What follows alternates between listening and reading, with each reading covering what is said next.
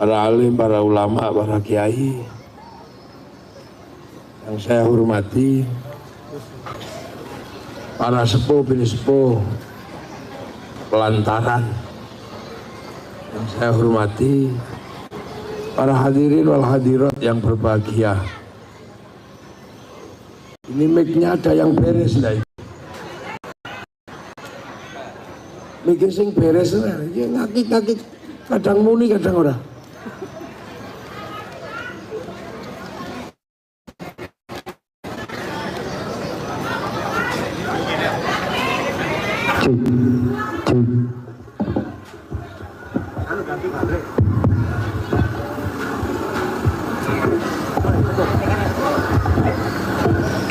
Nah ini kan enak, panjang sengojo kok sing dikeno kiai sing ra enak. Sebelum saya mulai ngaji tadi, saya ini hampir jatuh. Ono banser ngejak salaman dadan. Tak kira ngatung ke tangan itu untuk saya gatolan naik. Begitu tak gatoli ditarik tangannya salah. Waduh ini banser piye. Lah hampir jatuh saya itu lah salaman kita, tapi ke tangannya gini itu untuk saya pegangan. Nggak tahu nih salaman baru ditarik. Lu aku yang main jelukut. War tak tendang apa piye. Anak buahku ngono iku. Besok menaik jangan gitu. Salaman karuan ya. Orang mau naik untuk gatolan itu ya tegang gini banser. Oh tempat kayak gitu dan tidak selalu ditarik lah ya. Meh jatuh sana mau sing klambi putih mau sombong. Tak keplandas sih. Tangguh gatolan. Iki ono banser dadak salaman. Biasanya ngawal tangannya gini untuk pegangan dadak salaman gini lah ya aku make kecengkelit nih. Sih kayak bisa nih ono banser pelantaran.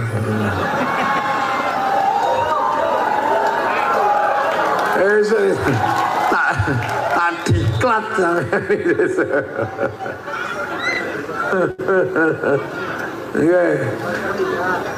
Jadi ini ngaji kebangsaan ceritanya. Karena apa? Hari ini kita ini kebetulannya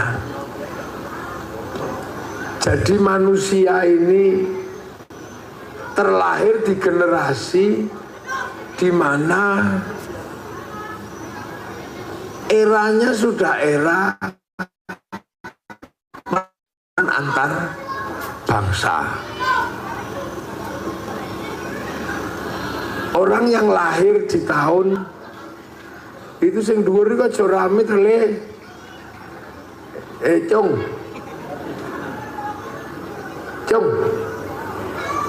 Oh, aja rame-rame iku anake sapa iku dhuwur iku jikuan.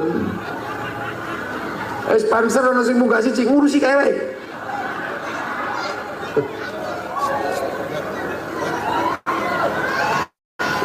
Wis kono, sponsor ngurusin dhuwur kono, sapa?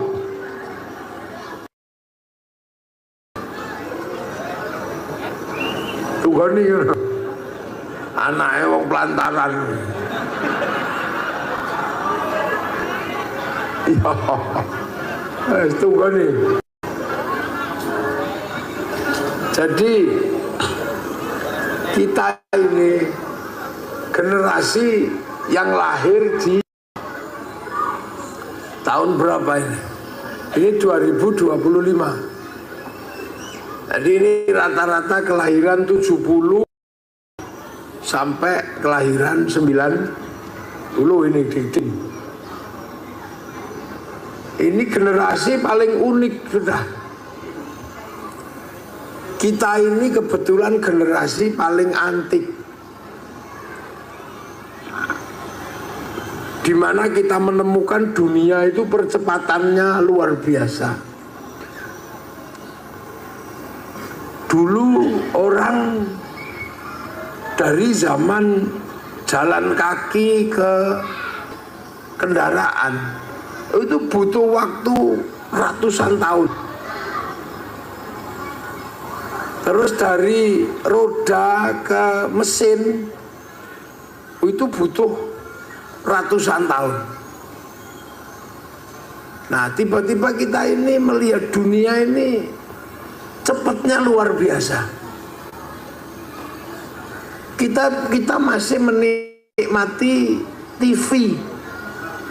Tahu-tahu TV hilang. Kita kemarin kayaknya masih menikmati radio.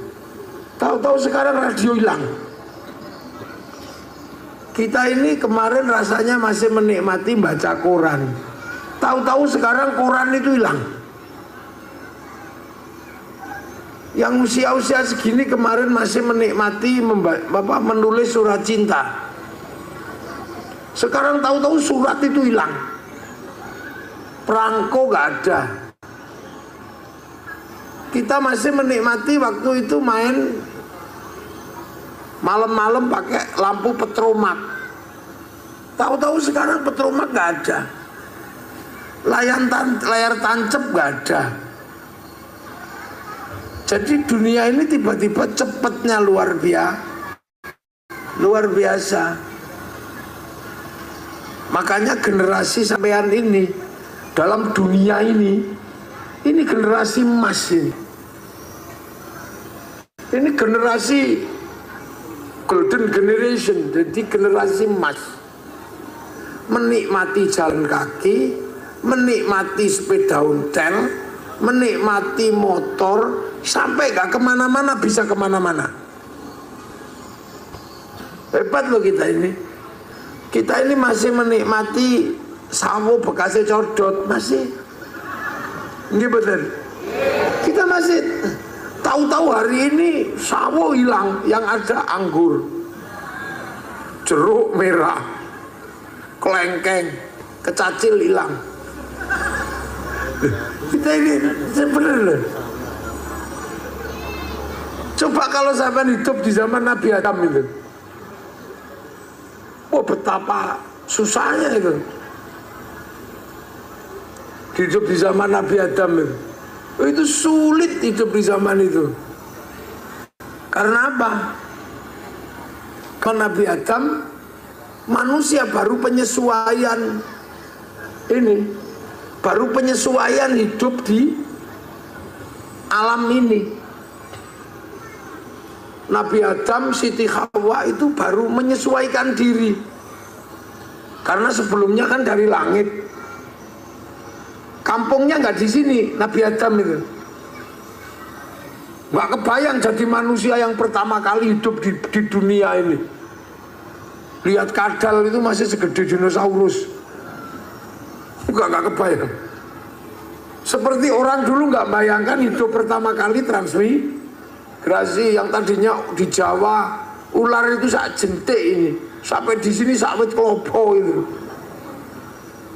Dulu nggak kebayang akan ketemu celeng ribuan, sampai sini celeng tok. Loh, sampean aja yang dari Jawa transmigrasi itu kaget. Sampean nggak kebayang dulu Nabi Adam sama Siti Hawa dikirim ke dunia, belum punya teman itu. Jadi loh, manusia ini kan bukan asli sini. Manusia itu kan asli langit sana. Makanya manusia pertama itu tetangganya bukan RT RW. Tetangga manusia pertama itu iblis, itu tetangganya. Malaikat itu tetangganya. Masih di sana, masih diawasi langsung sama Allah. Oh itu tuh, Adam, iblis, malaikat itu di sana. Itu masih di sana. Jadi makanya Nabi Adam itu hidupnya enak sebelumnya. Nabi Adam waktu di akhirat sana enak, paling enak itu. Mau makan tinggal bayangkan sudah datang nasi mateng. Pengen perempuan bayang netok wis teko ora nganggo klambi. Loh di sana itu begitu, di kampung asli itu begitu. Nggak ada orang pacaran terus nyambut gawe, nantem sawit, nggak ada. Nyantai, bayang notok es degan teko. Oh deh, es kaya ini. Bayang no larutan penyegar, celing teko. Bener itu jadi akhirat itu begitu aslinya. Nah, terus kan diturunkan ke sini. Nabi Adam itu turunkan ke sini, ke kampung baru, ke kampung dunia. Itu nggak kebayang betapa sulitnya waktu itu. Yang tadinya nggak pernah kerja, tahu-tahu harus kerja, harus cari makan sendiri. Padahal Nabi Adam itu tingginya 60 dhira'. Sak dhira' itu segini. Makanya Nabi Adam itu kira-kira 50 meter. Banser kalah gede itu. 50 meter Nabi Adam itu. Sampai bayang wong 50 meter di awal hidupnya itu. Terus sekali mangan ini pirang kintal gitu. Loh, makanya sampai bisa bayangkan Nabi Adam itu turunnya kan di Mekah sana. Hidup bareng Siti Hawa. Sampai makamnya Siti Hawa ada di Jeddah. Maka disebut Jeddah karena kampung nenek. Jeddah itu kan nenek Mbah Putri. Makanya tempatnya Siti Hawa namanya kampungnya Jeddah, kampung Mbah Putri. Jadi Nabi Adam itu hidup di sana beranak pinak. Loh, sampean bayangkan kalau orang satu makannya sekintal. Makanya Mekah itu jadi gurun gitu. Jadi gurun pasir karena habis makanannya. Lu kan sama dengan di sini, waktu sampean datang hutannya kan masih lebat.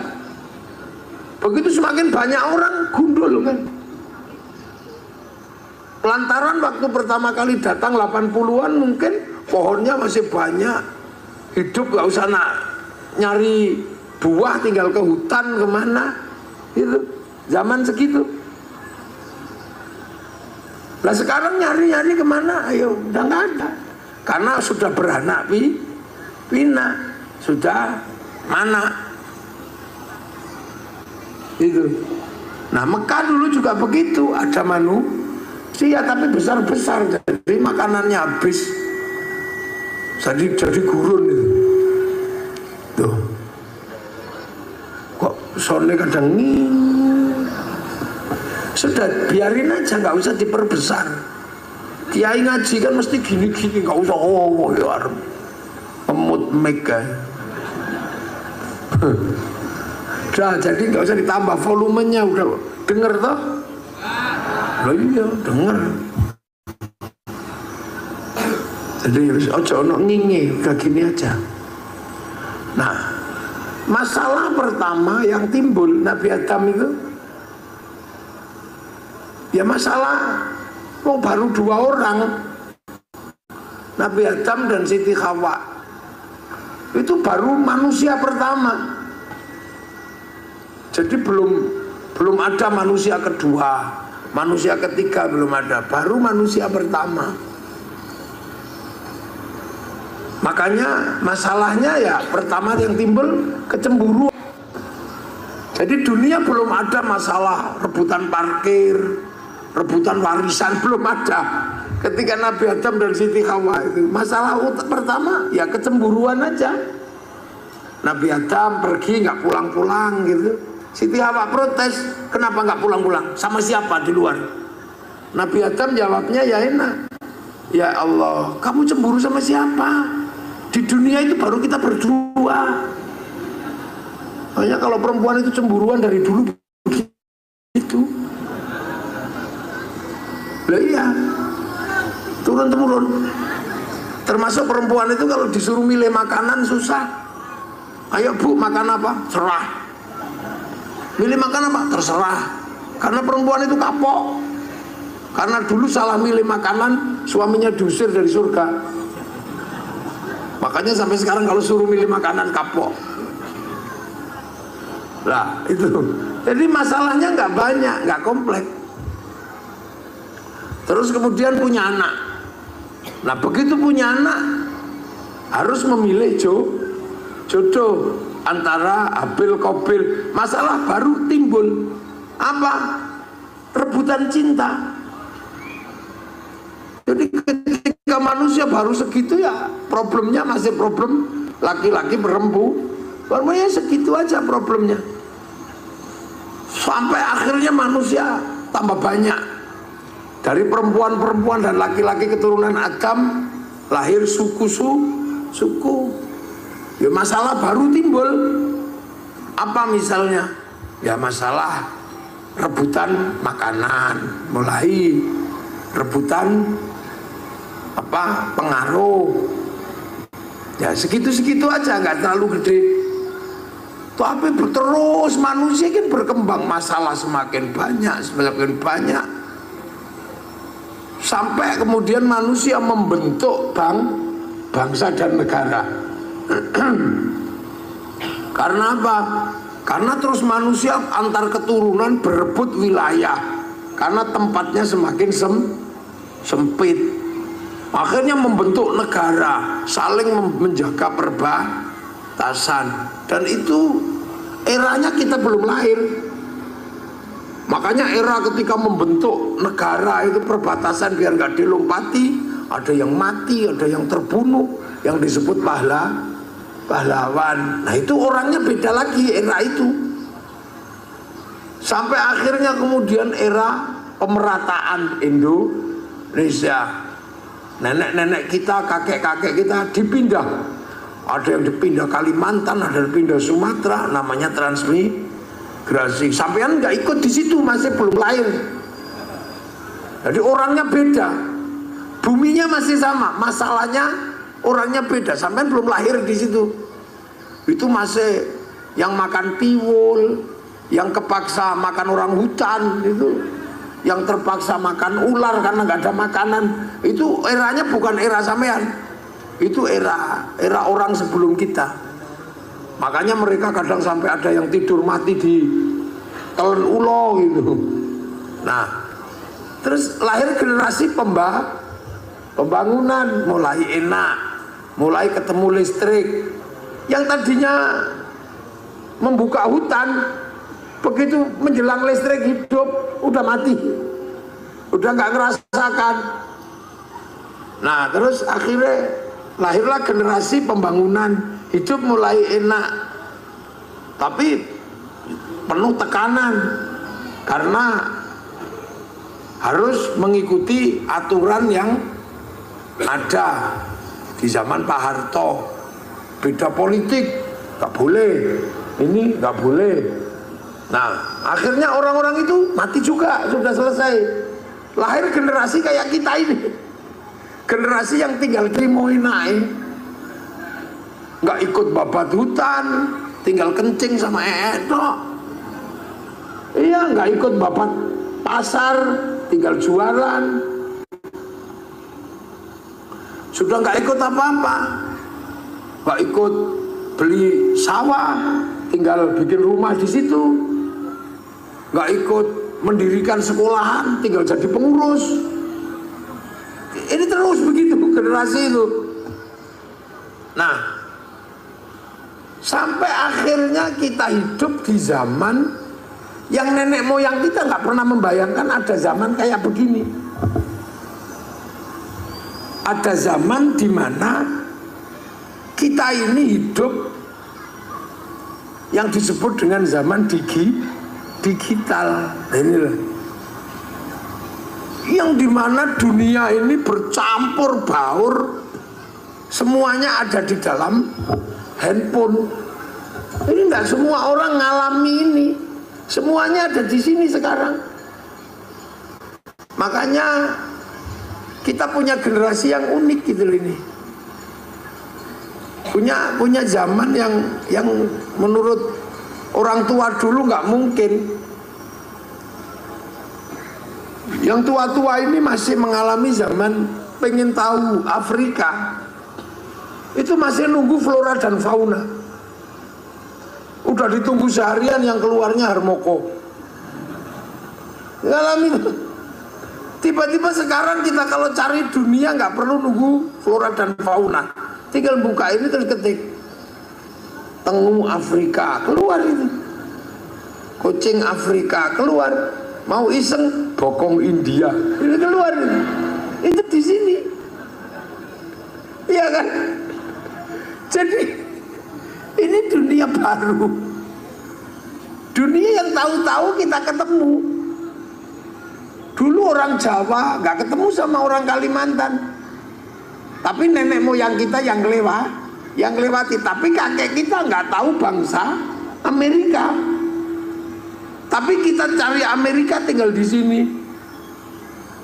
Afrika keluar, tengu Amerika keluar semua di sini.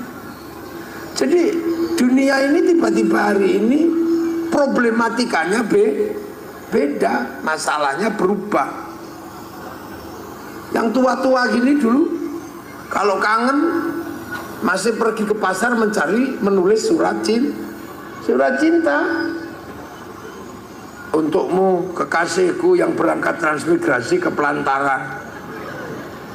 Entah kenapa malam hari ini aku merindukanmu sampai merinding bulu kudukku. Dulu kan begitu, perih rasanya. Seperti kata penyair, kau tusuk di sana berdarah di sini. Kekasihku, aku rasa orang tuamu memang jahat memisahkan kita. Kenapa kamu mau diajak transmigrasi? Tapi nggak apa-apa, itu demi masa depan kau, aku dan anak-anak kita nanti. Aku akan setia menunggumu. Yang penting nasib kita tidak seperti lagu Isabella, Cinta Dua Dunia, atau lagunya Poppy Mercury, Antara Jakarta dan Penang. Dua-duanya berakhir putus. Kekasihku, bau tubuhmu masih bisa aku rasakan. Karena saat kepergianmu pergi transmigrasi, kau sempat menyentuh ujung hidungku. Dan tahu nggak kamu, setelah itu aku nggak mandi seminggu. Karena tanda tanganmu yang di tangan kiriku, kututup pakai kresek. Aku takut basah dan hilang tanda tanganmu itu. Wow. Entah kenapa malam hari ini setiap melihat bayang-bayang sesuatu seperti melihat bayang-bayangmu. Kekasihku, cendrawasih burung irian, terima kasih dan cukup sekian. 4 kali 4 16. Sempat tidak sempat harap dibalas. Terus tunggu perangko didilat templen. Loh, itu tahu-tahu hilang loh itu. Pak Pos hilang. Nganggo sego. Nganggo pulut. Itu sampean cerita ke anak-anak ini nggak tahu ki apa toh Bu. Itu padahal itu baru kemarin loh dunia ini, baru kemarin. Terus saiki gini kangen nih loh, mek ngene tak cepret gitu. Terus dikirim kalimatnya ya tidak panjang, meng wah. Loh, sesuatu yang begitu membanggakan dan cukup menjadi kebahagiaan tersendiri adalah ketika kita bisa nulis surat. Lu ngono ngerti-ngerti hilang, tahu-tahu hilang, gitu loh. Tahu-tahu nggak ada. Ini kan sedih lah kita. Tahu-tahu tiba-tiba hilang gitu aja. Makanya dunia ini cepatnya luar biasa. Makanya banyak sekali yang pensiun, termasuk dukun. Nah, dunia baru ini banyak yang pensiun. Dukun itu sekarang pensiun. Dukun yang dulu ahli dalam pelet, ahli mahabbah, itu pensiun sekarang karena cinta tumbuh bersama Avanza. Lah ya, saya ini dulu omongan saya banser semua itu paling seneng kalau tak isi tempiling pecah gitu. Jadi orang nempiling pak pingsan, atau langsung kanan rumah sakit, kiri kuburan. Dulu kan keren itu ya. Sekarang saya ini kan ngerasa kok gak ada yang minta lagi ilmu pukulan jarak jauh apa-apa. Ternyata begitu diusut, oh lah ya pantas gak ada yang minta. Wong orang sekarang nempiling orang itu 60 juta. Jangan bayangkan dunia ini. Jadi dunia ini tadinya itu sendiri-sendiri. Jadi orang punya kesendirian, orang Jawa ya dengan gaya Jawanya, orang Kalimantan dengan gaya Kalimantannya. Dulu orang membentuk negara, perang dengan negara lain. Tiba-tiba sekarang ini kita melewati dunia yang perang itu sudah nggak dengar ceritanya. Cuman ya, oh ngono kata perang. Tahu-tahu kita ini hidup di zaman dimana kita ini antara orang tiba-tiba nggak bisa dipisah. Kiai, bakul sawit, tiba-tiba kita ini hidup menjadi manusia yang saling ketemu. Enggak, saling ketemu. Dulu sampean sendirian bisa hidup. Nanti duit rapopo. Kalau dulu orang nggak punya uang hidup. Tapi sekarang orang nggak punya uang nggak bisa hidup. Karena apa? Listrik nggak bisa dibayar pakai sawit. Harus ditukar pakai uang. Maka orang harus ketemu dengan pasar. Dulu orang di dalam hutan sendiri hidup. Air ada, mau makan buah ada, mau makan hewan tinggal berburu. Nggak punya orang ketergantungan terhadap uang. Kalau sekarang nggak bisa. Dulu orang beli jajan bisa pakai jagung. Orang beli jajan masih bisa pakai beras. Sekarang mana ada? Sampean punya anak sekolah harus punya uang untuk bayar SPP, harus butuh uang. Nah, begitu uang, sampean nggak bisa hidup sendiri. Nah, itulah makanya kemudian yang tadinya antar suku, antar bangsa itu nggak ketemu, tiba-tiba sekarang ketemu. Sampean nggak bisa lagi.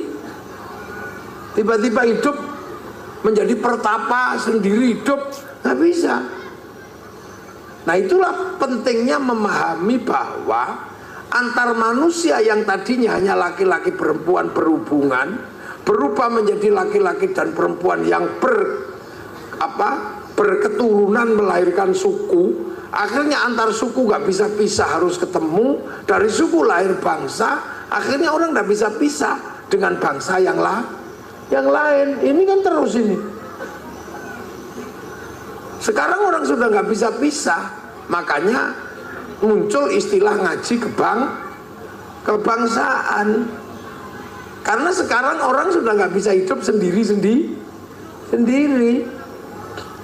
Manusia duduk begini ketemu hubungan antar bangsa. Sampean pengajian begini ketemu dengan bangsa Cina. Orangnya nggak datang, tapi mic-nya yang datang. Lah iya. Sampean kalau dulu berhubungan suami istri ya cuman berdua. Sekarang ada Singapura yang terlibat karena sampean pakai kondom. Loh iya enggak? Lu kok guyune banter? Berarti sampean tahu nganggo. Tuku nang Indomaret. Lo artinya dulu kita sendiri. Dulu orang sholat itu bisa hubungan antar Tuhan sendiri normal. Sekarang nggak bisa antara manusia dan Tuhan, ada Cina. Lah kenapa? Karena sholat itu nutup aurat. Tutup aurat itu kain produksi pabrik kain. Nah, yang bikin kain pabrik Cina. Makanya orang sholat gak boleh ngamuan sama Cina. Karena Cina ne lungo udah. Pas sampean masih bisa nggak? Coba aku nanya sekarang. Jadi makanya Allah itu menyampaikan dari awal sekali, ya ayuhannas, hei manusia. Karena yang dibilang manusia itu Nabi Adam harus tahu bedanya iki iblis, ki malaikat, iki menungso. Nggih. Inna khalaqnakum min dzakarin wa unsa. Pertama kali yang hanya urusan laki-laki perempuan, laki-laki yang ini, perempuan yang itu. Habis itu lahir berbangsa-bangsa, bersuku belum ketemu, masih di sana, hidup dengan sukunya masing-masing. Orang suku Jawa nggak ketemu sama suku Mesir, nggak ketemu. Orang Afrika nggak ketemu sama orang Indonesia, nggak ketemu. Orang Eropa nggak ketemu sama orang Cina, belum ketemu. Sampai akhirnya tiba-tiba ketemu. Gara-gara ada kapal terus berlayar. Oh, di sana ada manusia. Oh, itu terus akhirnya jadi bersuku-suku, berbangsa. Lama-lama ketemu. Sampai di generasi kita pertemuannya sudah nggak bisa dipisah. Makanya orang dulu sama orang sekarang itu bisa galak orang dulu. Orang sekarang nggak bisa galak. Karena apa? Ada orang ketiga selalu di dalam kehidupan kita. Orang pergi haji, ada Yahudi di situ. Jadi sampean kalau pergi haji pasti minta tolong sama orang Yahudi. Untuk apa? Naikin ke pesawatnya. Karena yang bikin pesawat orang Yahudi. Makanya orang haji nggak boleh marah sama orang Yahudi. Hancurkan Yahudi, bunuh semua. Renang sampean. Loh, uripmu ya mesti iso pisah saiki antar bangsa. Loh, saya ini nggak ketemu sama orang Korea, tapi ketika panitia sini telepon, ini Samsung produksi Korea. Sampean kan klan Cina, pakai Xiaomi. Loh, coba. Jadi makanya orang hidup di zaman sekarang harus lebih terbuka pikirannya. Nah, pembuka pikiran itu harus mengerti nilai-nilai kebangsaan, harus menyelesaikan problem laki-laki perempuan, problem suku, dan akhirnya memahami kebangsaan. Bahwa sampean bangsa Indonesia pasti karena sampean kecil-kecil pesek.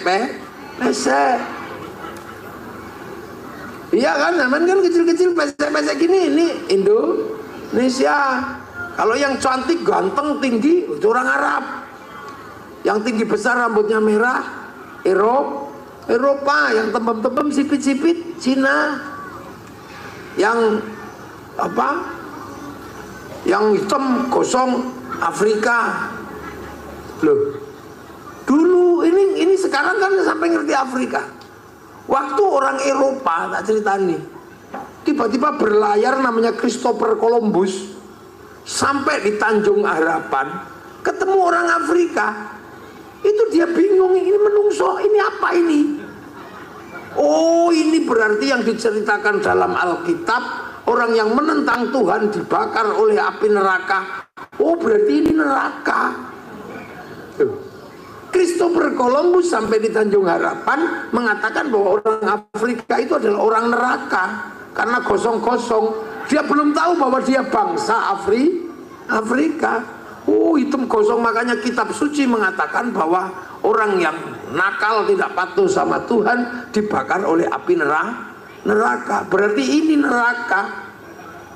Loh, itu Christopher Columbus ketemu Afrika. Ini neraka. Makanya kemudian ditembaki aja orang Afrika itu sama Christopher Columbus.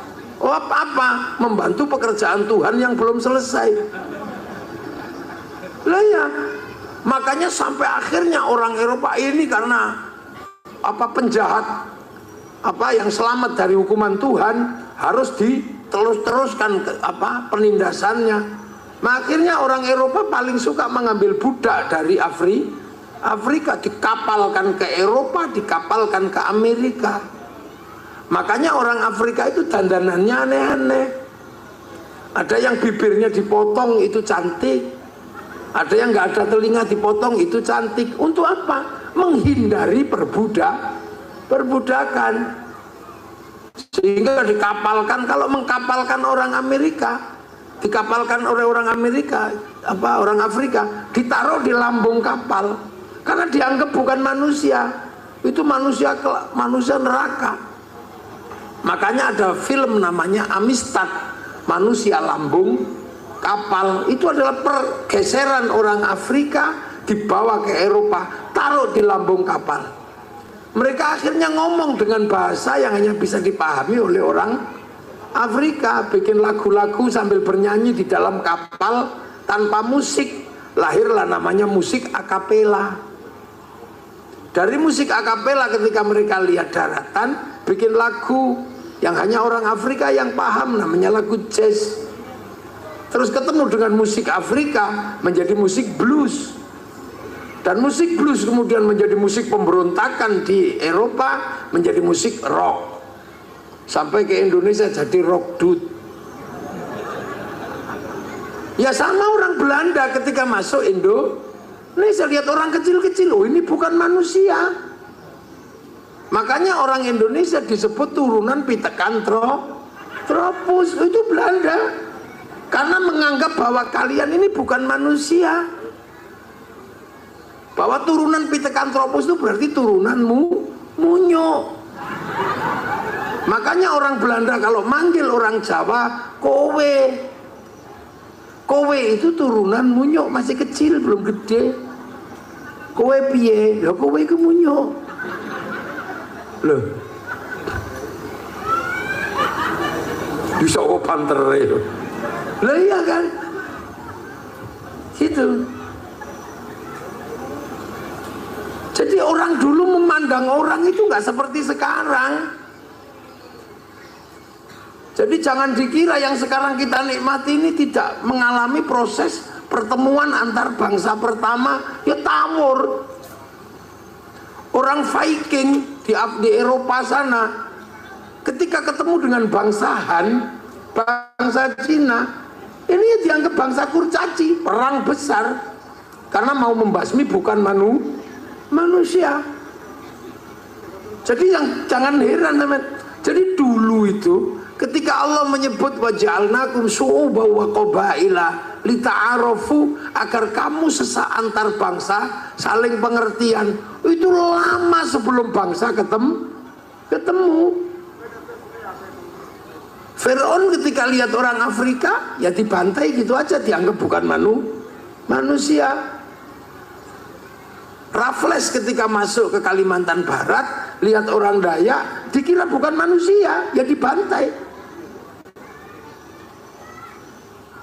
Sampai akhirnya di Afrika Selatan, orang Spanyol ketemu orang Afrika Selatan, dianggap bukan manusia, dibantai. Maka ada perlawanan Nelson Mandela agar dia punya kedudukan sederajat walaupun kulit hitam, tetap manusia. Jadi sampean saling menghargai antar manusia itu belum lama.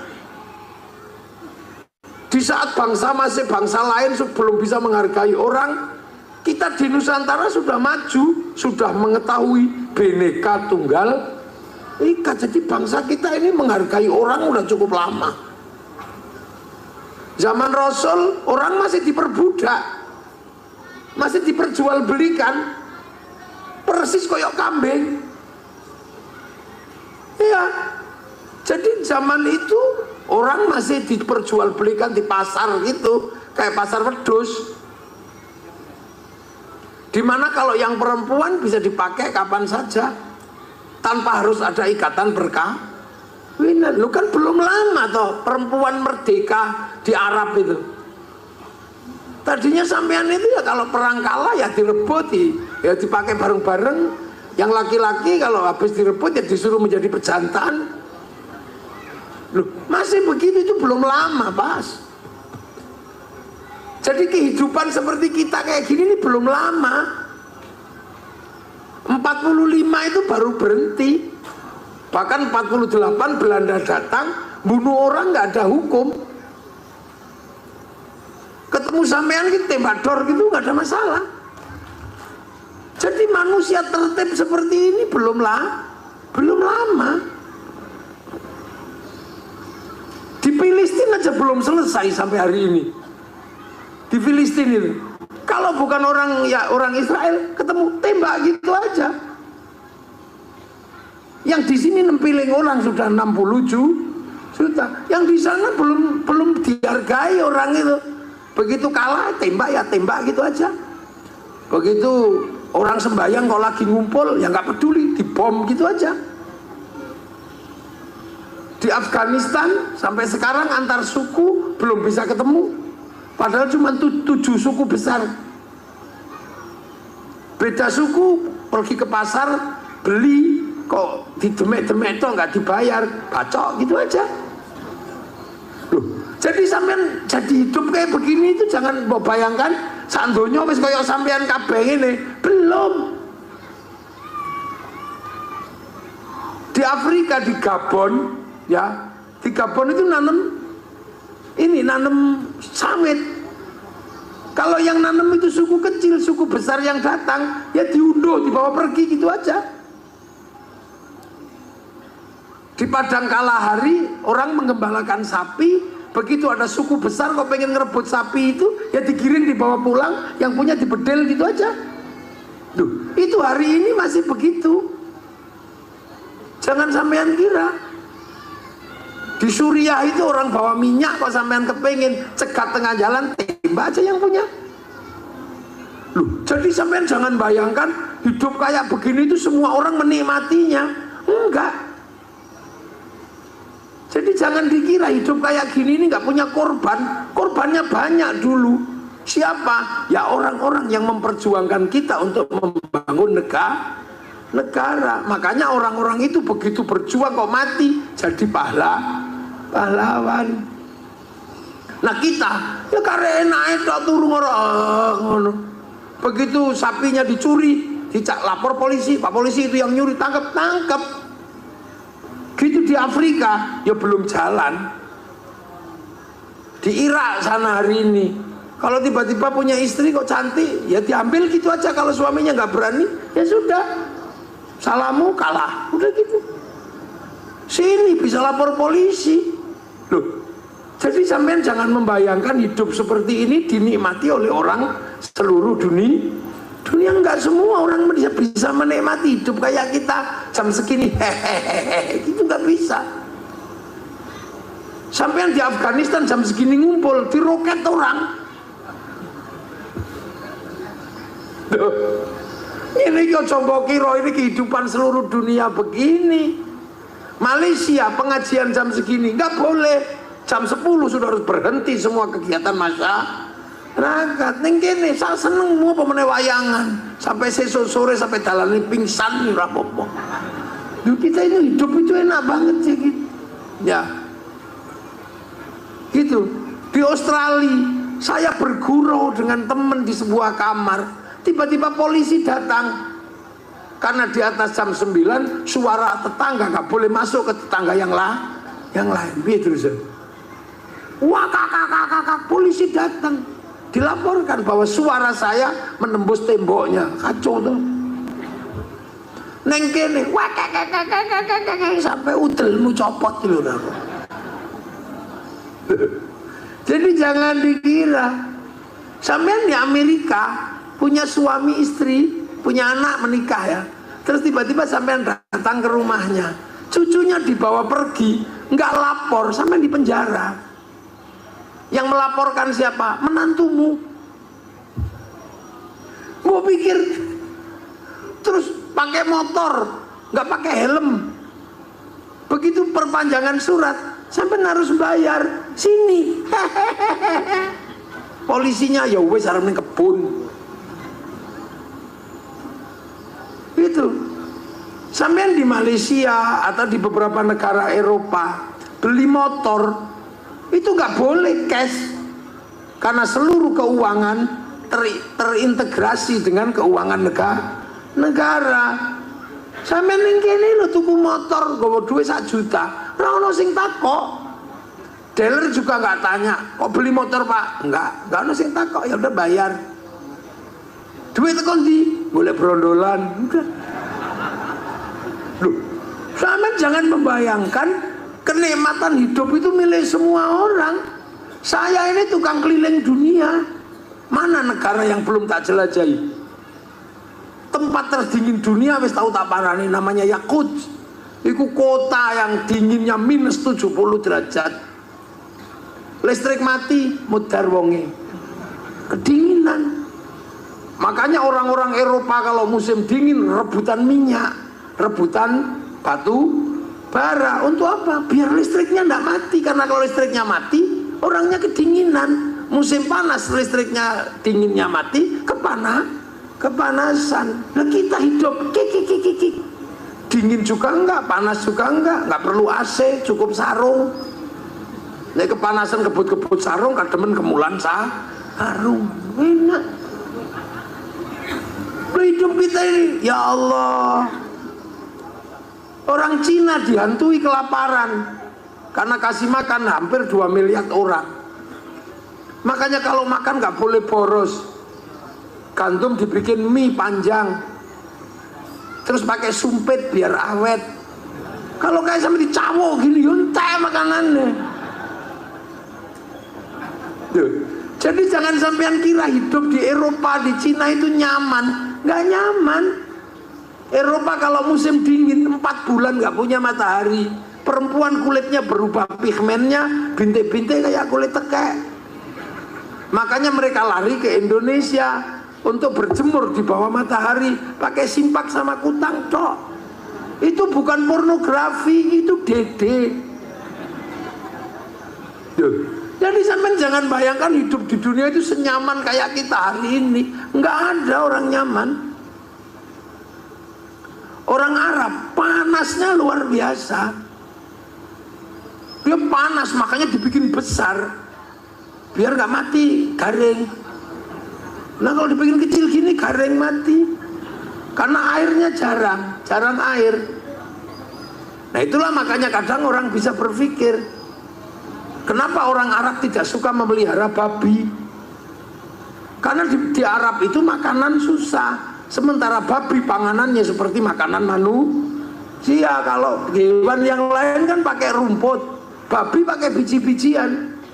Makanya orang Eropa kalau melihat kenapa orang Arab itu nggak memelihara babi dan mengharamkannya, masuk akal. Karena bagi orang Arab babi itu boros. Sehari butuh berapa ratus liter air, langsung dikencingkan. Kalau unta disimpan. Tuh. Jadi ini hidup di dunia ini nggak sederhana yang kita bayangkan. Jadi jangan kamu kira terus hidup di dunia itu semuanya sama. Nggak bisa. Orang Cina kalau musim dingin saljunya turun, mataharinya keluar, jadi putih silau gini. Makanya lama-lama orang Cina itu keriyip-keriyip gini matanya. Orang Afrika hidupnya susah. Kalau nanam jagung habis dimakan bedet. Bedetnya gede nih sak mentok namanya makau. Nanam pisang habis dimakan monyetnya gede sak sapi namanya gorila. Sampean tahu kan gambarnya itu di obat baku, obat nyamuk cap King Kong itu. Loh, jadi nggak ada yang mudah. Orang Amerika nggak kerja mati karena seluruh pekerjaan didaftar oleh negara. Jadi raono neng kene urip nang apa nyuloh itu ada di sini. Kenapa dia bisa hidup dan punya motor nyetrum? Kenapa dia bisa hidup mancing? Nah itu kenapa dia hidup boleh berondolan bisa. Sampai jangan bayangkan. Karena negara-negara yang lain ini punya tantangan yang berat. Negerinya Maria Mercedes dulu itu yang cantik-cantik orangnya itu.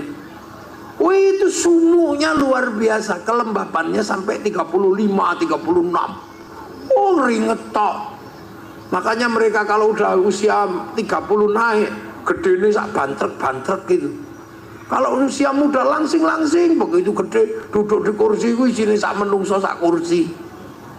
Karena nyaman. Jadi makanya saya kalau sedang keliling dunia itu paling nyaman itu Indonesia. Sudah. Eropa kehilangan air. Kalau musim dingin semua jadi es. Makanya ikan pun hilang. Ketika ikan hilang mereka makan ikan yang diawetkan di musim panas, namanya sarden. Makanya saya heran kenapa orang pelantaran ikut-ikutan makan sarden. Wong setiap hari dia cari ikan segar ada, bahkan kodok-kodok juga ada, kura-kura ada. Orang Eropa kalau musim dingin nggak punya sayur, sayurnya rontok di musim gugur. Makanya orang Eropa itu kotanya bersih. Kenapa? Karena daunnya itu tumbuhnya bareng, rontoknya bareng. Nah sini rontoknya gantian. Sena kalau musim dingin nggak punya daun, rontok di musim gugur. Yang nggak rontok cuma daun cemara. Makanya yang dihias oleh teman-teman Nasrani daun cemara. Maka sampean nggak usah emosi. Jangan tanam cemara di depan masjid kami. Itu pohon Kristen. Semenjak kapan pohon punya agama? Itu Allah yang nyuruh lita'arafu agar kamu pengertian antar bangsa. Orang Eropa kalau musim dingin makannya harus ada daging. Makanya mereka daging diawetkan, susu dikeraskan namanya keju, susu dibusukkan namanya yogurt. Kita nggak perlu makan itu, seumur-umur makan kobes, urip. Betapa kita menikmati hidup sebagai makhluk Allah. Orang Arab itu disuruh jinabat sama Rasulullah, bantah. Ya Rasul, ngapain jinabat, orang diminum aja susah, malah disuruh mandi. Padahal jinabatnya orang Mekah itu semalam bisa 8 kali. Kalau kita kan sebulan sekali. Loh, ini dunia.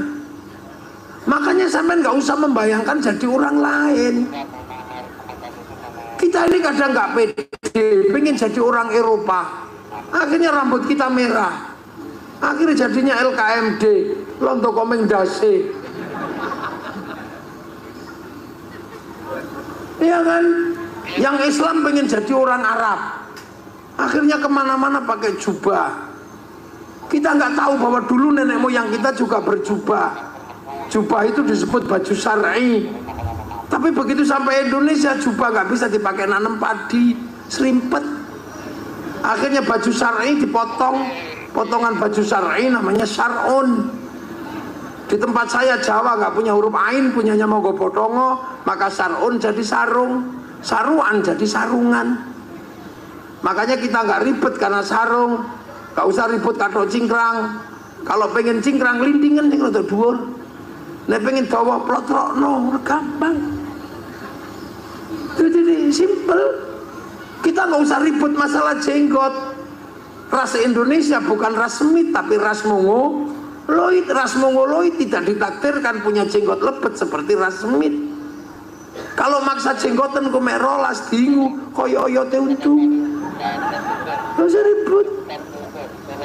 Nah makanya di Indonesia ini orang harus paham sholat. Ya kalau di Arab sana tepat waktu, karena apa? Panas di sana, zuhur mesti sudah di masjid. Kalau di sini zuhur masih enak di kebun sawit. Makanya kalau zuhur setengah 12 belum pulang dari kebun. Makanya kalau di tempat saya ya Allahu Akbar, Allahu Akbar. Kalau belum datang ya Robbana, ya Robbana sambil tolak-tolak. Kalau yang datang 2 malah rokokan depan masjid. Ya kalau di saya tempat saya tombo hati, wong wis pegel ngenteni ya nambani hatine dhewe.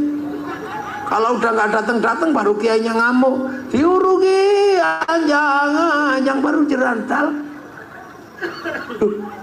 Jadi manusia dengan izin Allah untuk memilih bangsa yang berbeda-beda sesuai dengan takdirnya. Nggak ada orang milih jadi laki-laki, nggak ada orang milih jadi suku Jawa, nggak ada orang milih jadi orang Eropa, nggak ada orang milih. Allah yang tentukan. Makanya kita cuma disuruh yang pengertian lah. Orang Cina makan kambing ya nggak cukup. Kambing itu pentilnya 2, anaknya 1. Maka orang Cina lebih suka makan babi, pentilnya 12, anaknya 20. Awet. Jadi kadang kita ini nggak ngerasa bahwa Allah menempatkan kita di Indonesia adalah anugerah yang luar biasa yang diberikan Allah kepada kita yang kecil-kecil pesek. Saya nggak pernah ingin jadi orang lain, jadi Indonesia. Tapi kadang kita nggak pede. Jambu gede dikit, jambu Bangkok. Ayam gede dikit, ayam Bangkok. Nangka gede dikit, nangka Belanda. Yang asli di tempat saya tinggal gula Jawa. Ya kan cuman itu. Duh. Rotan Kalimantan karena kecil-kecil. Ya, rotan gede, rotan Hongkong. Hongkong dari mana? Duh. Jadi kita hari ini sudah nggak bisa lagi seperti dulu.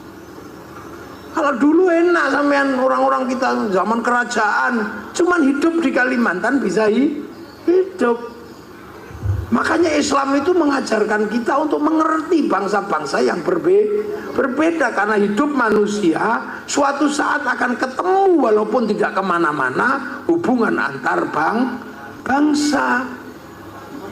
Makanya ketika manusia makan disuruh berdoa Allahumma barik lana.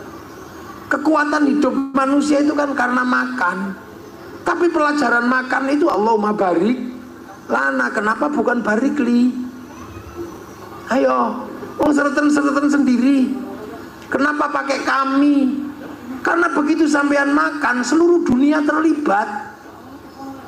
Sampean makan nasi.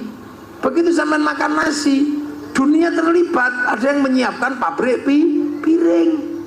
Kita nggak tahu dia kafir apa muslim apa beragama apa tidak. Yang penting piringnya datang.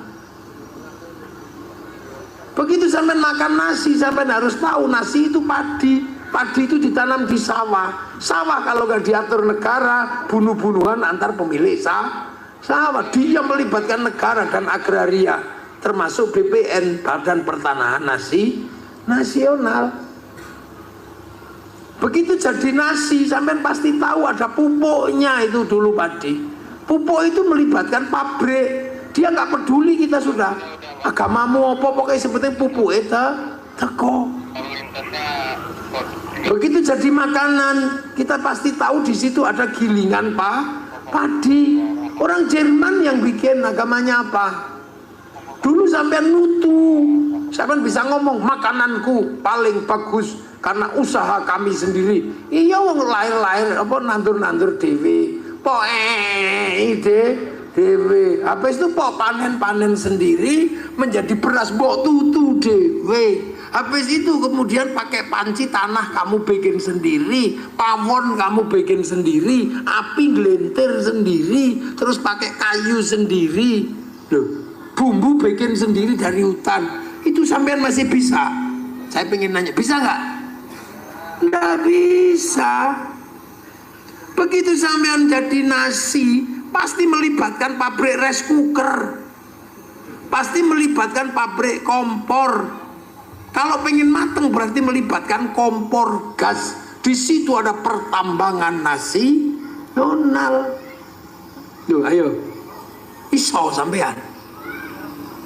Begitu dimakan, sampean pasti tahu di situ ada bumbu. Ada yang bikin orang Jepang namanya masako. Ada yang bikin nanem bawang putih orang Cina, yang nanem bawang merah orang Brebes. Begitu sampean ulek ada bikin apa? Bikin cuek.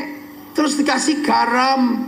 Orang Kalbar apa punya garam? Orang Kalteng ini, Kalteng ya dia. Punya nggak punya, yang punya orang Madura sana. Orang Jepara. Bikin garam di tambaknya masing-masing. Sampean ngerti waktu bikin garam nggak nguyuh di tambaknya? Nggak tahu sudah. Makanya kita kadang curiga. Jangan-jangan orang bikin uyah itu nguyuh. Maka yang satu kita kasih nama Uyah, satu kita kasih nama Uyo. Ayo coba. Begitu sampean selesai makan, amit saya mau ngambil anggur merah. Ini bukan tanaman Indonesia. Ini kalau nggak Cina, New Zealand, Australia atau Amerika. Artinya dia datang ke sini diimpor oleh negara. Ada negara terlibat di situ. Kemudian negara menunjuk Menteri Perdagangan. Menteri Perdagangan menunjuk eksportir importer. Dari situ ada transaksi yang namanya bill of lading, letter of intent, pasti melibatkan perbankan. Bank di seluruh dunia pusatnya di Bank Devisa New York. Itu punya siapa? Rothschild Rockefeller, orang Yahudi. Ayo, apa uripmu saiki iso pisah dengan orang lain? Aku takok. Nggak bisa. Saya ngaji di sini suguhane larutan penyegar cap kaki 3. Kainane pabrik. Tapi saya agak jengkel karena di suku larutan itu. Ini minuman suudon. Rumah sana kiai ki panas dalam apa piye? Yo kan? Ayo gini. Tak kayak gila. Ini ya, answer. Ya, ini. Oh, pengawalku kudu tak kayak sing sijinya. Ini minuman suudon dua-duanya ini. Ya. Udah bisa ditekan. Tekan ini saya juga nggak tahu sing menek iki sapa. Nggak tahu saya. Ya kan, terus dipacai pasti melibatkan arit. Kalau arit dipacai pasti melibatkan pir mobil untuk bikin arit buatan Jepang. Arep tak ombe ora pantes kayak sedotan. Ini Cina yang bikin. Ayo. Jadi Cina diem-diem ikut di sedotan di pengajian. Terus aku di suku Aqua. Ini PT Danone punya orang Prancis. Ayo. Apa sekarang orang masih bisa hidup sendiri dan mandiri? Nggak bisa. Wis kan delok aku. Ini yang disebut bahwa masa depan adalah pertemuan manusia dengan bangsa yang berbeda. Wong wedok saiki ayu-ayu, cantik-cantik, mencinar dari sini. Wah. Kenapa? Itu karena pakai skincare. Iya, yang bikin Prancis. Kalau bedak lantaran bubar. Kok beras dideplok ya blonteng kabeh lu kan. Nggak bisa. Ayo. Makanya Islam sudah mengajarkan dari awal akan ada pertemuan antar bangsa, dan itu kita harus mengerti. Maka jadi kiai jangan sok-sokan sekarang dikit-dikit kafir, musyrik. Iki karepmu piye? Itulah makanya orang NU nggak dikit kafir-kafir, nggak dikit-dikit musyrik, karena kiainya punya umat. Umatnya terlibat dalam urusan berbangsa yang berbeda. Yang suka kafir-kafir itu kan kiai freelance, ustadz freelance yang nggak punya umat, yang umatnya subscribe itu. Lu tepuk sing banter, gak usah sukan-sukan. Ini makanya kiai-kiai itu tenang. Nah, itu sudah diajarkan dari awal oleh Islam bahwa ada fase manusia. Ada fase waktu laki-laki dan perempuan baru ketemu, ada suku-suku baru ketemu, sampai akhirnya bangsa-bangsa ketemu. Apa perintah Tuhan? Lita'arofu, agar kamu saling pengertian, cuman gitu dok. Makanya agama pun tidak kaku. Rasulullah ketika mengajarkan beragama, Rasulullah cuma mengatakan mayyuridillahu bihi khairan yufaqihu fiddin. Siapa yang dikehendaki menjadi baik oleh Allah dikasih ngerti urusan agama. Khaironnya di situ nakiroh. Khairon itu kalau nakiroh maknanya khairon kamilan, kebaikan yang sempurna. Nah, baik sempurna itu bukan milik manusia, itu milik Allah. Maka kalau ada manusia baik pasti bersama yang lain. Makanya orang baik tidak boleh mengaku paling baik. Contoh, kita kasih contoh yang di depan matamu itu. Ini pengajian ya. Ini baik apa enggak? Wes, udah ini, udah stop. Pengajian ini baik. Saya tanya terus, kalau di persentase di pengajian yang baik ini siapa yang paling baik? Ini. Ya ini orang pasti kiainya dong. Orang baik. Minumannya aja dibagi-bagi. Lo diminum, kalau dibagi minum, ojo disimpan. Lo itu. Kalau pengajian ini bagi yang paling baik pasti Kiai disambut mobilnya aja sampai sini. Nah orang kiai apa oleh mobil itu kan diri. Dikawal banser, kiai ini ya dikawal sampai banser ya.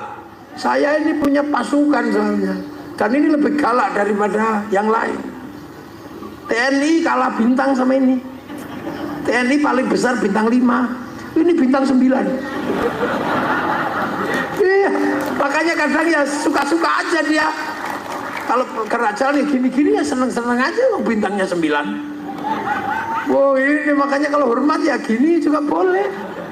Kadang nggak pakai sepatu boleh, bintang 9 bebas. Pokoknya kalau kiai kena masalah tendang gitu aja. Iya, makanya banser itu nggak perlu banyak dongeng. Ada kiainya diganggu satu itu aja. Kalau keliru urusan ansor, mana ketua ansornya? Aku ansor ini.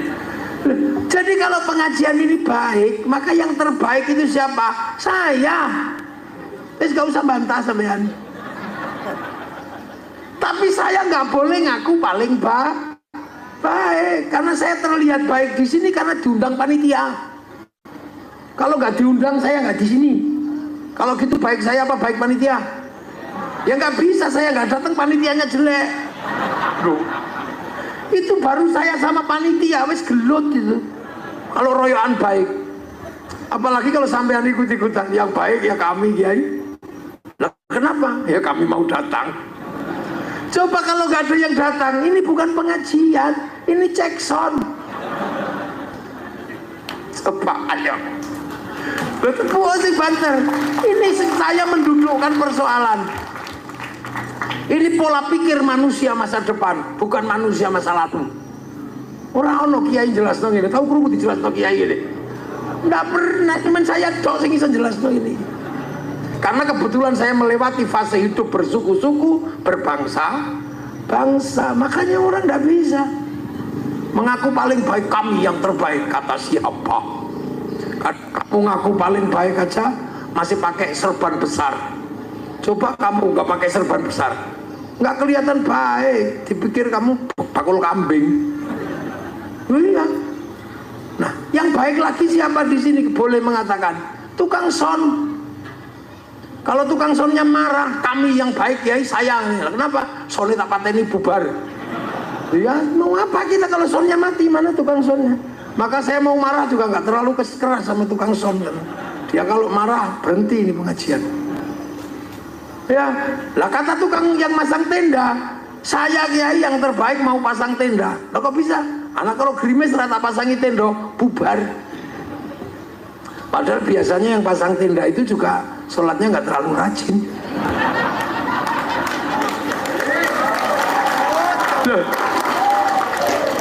Jadi jangan sekali-sekali baik itu merasa berdiri sendiri. Baik itu nggak pernah berdiri sendiri. Makanya orang baik begitu dia merasa saya terbaik, kebaikannya dihapus sama Allah. Lah iya. Makanya sampai-sampai masih tahu Nabi Musa.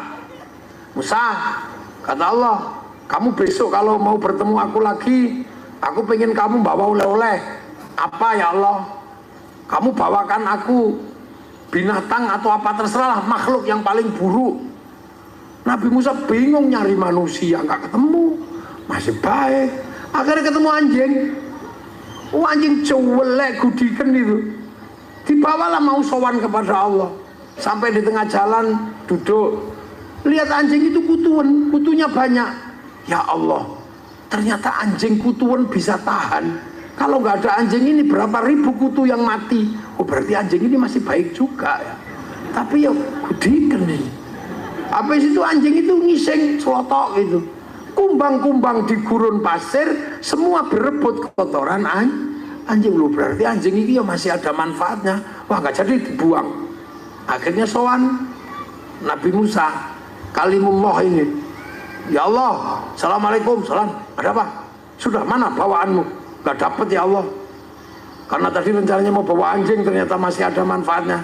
Ya sudah, coba kamu kalau tadi bawa anjing tak hapus namamu dari daftar nabi-nabiku gitu.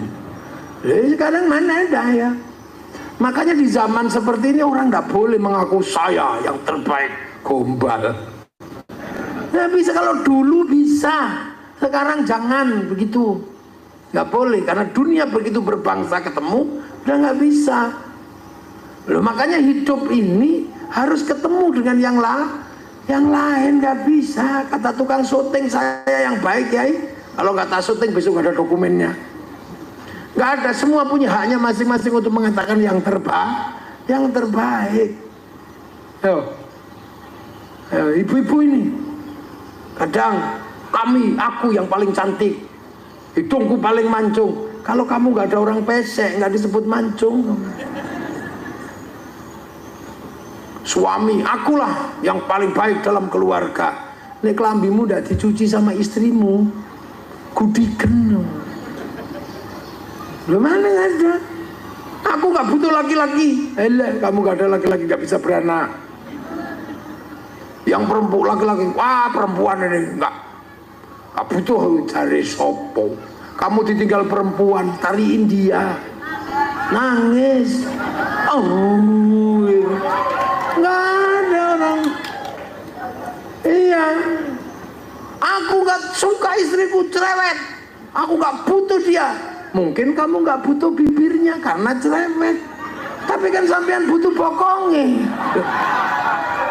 Ayo loh, bikin dunia, makanya orang harus terbuka pikirannya.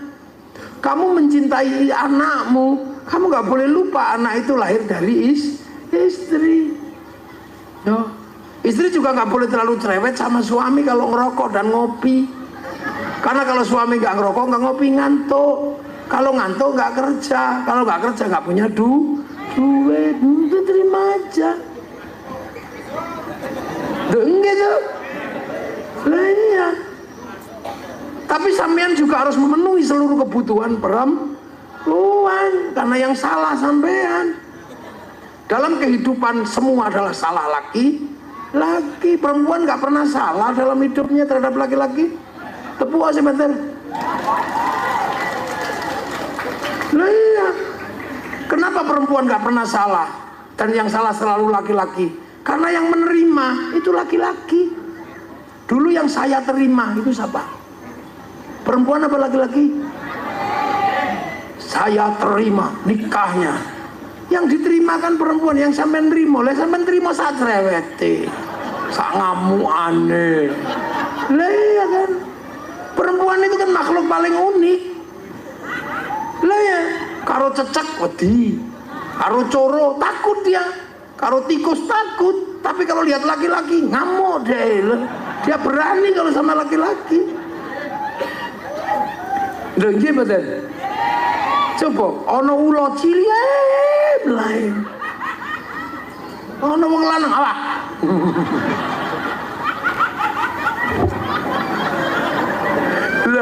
Iya, ya Allah. Karena memang ya itu. Makanya ya Allah kadang itu kita itu kadang ya, kita ini kan laki-laki ya. Saya juga kadang sama. Ojo suat-suito. Saya juga sama kadang. Loh aku iki wong sak donya tak tuturi lho. Ngono ketekan ngomah aku ganti sing dituturi. Ganti saya yang dipidatoni. Dia coba. Kan sekti wong wedok itu. Saya ini saanane wong tak pidatoni. Sampai rumah itu saya dipidatoni. Jadi laki-laki itu begini loh, aku salah opo. Tapi itu juga nggak bisa terus berlagak saya lebih penting, saya yang lebih penting. Ya nggak bisa ternyata. Gitu loh. Orang mengaku lebih penting antara laki-laki dan perempuan, nggak bisa.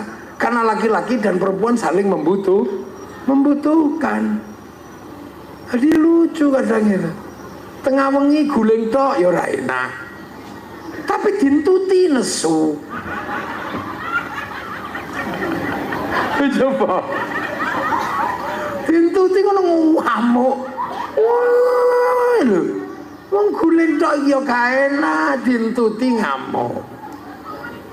Ora ono digoleki, ngorok titik ditapuk. Lha ya piye? Pokmu. Aja banter-banter. Lah memang orang ngorok bisa ngerem. Kan ya ndak bisa. Jadi tutupi batal, mekap-mekap ya Allah.